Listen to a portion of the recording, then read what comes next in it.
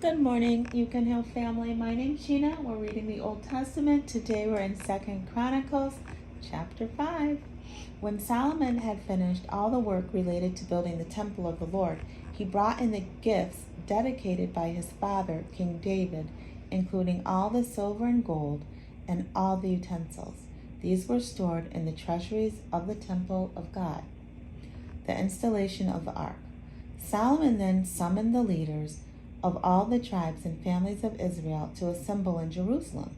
They were to bring the ark of the Lord's covenant from its location in the city of David, also known as Zion, to its new place in the temple. They all assembled before the king at the annual festival of shelters in early autumn. When all the leaders of Israel arrived, the Levites moved the ark, along with the special tent and all its sacred utensils. The Levitical priests carried them all up to the temple. King Solomon and the entire community of Israel sacrificed sheep and oxen before the ark in such numbers that no one could keep count.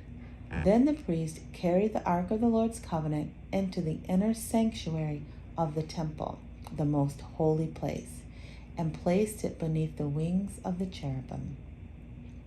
The cherubim spread their wings out over the ark, forming a canopy over the ark and its carrying poles.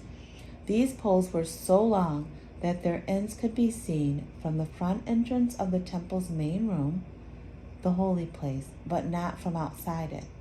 They are still there to this day.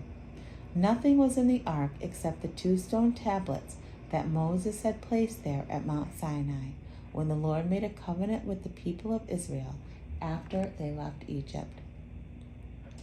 Then the priests left the holy place.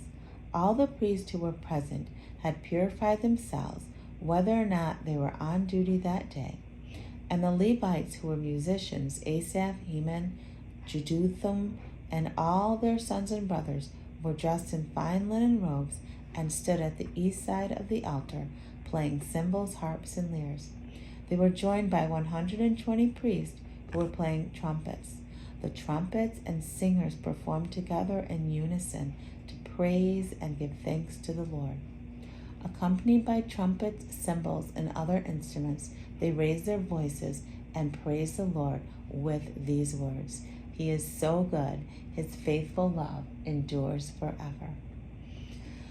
Oh, that's so good, That's something you can just wake up and say, Lord, you are so good. Your faithful love endures forever. I love it. That was verse 13, right at the very end. The last part of this chapter says, the glory of the Lord fills the temple. At that moment, a cloud filled the temple of the Lord. The priests could not continue their work because the glorious presence of the Lord filled the temple of God. So yeah, when you start worshiping the Lord and singing and praising the Lord,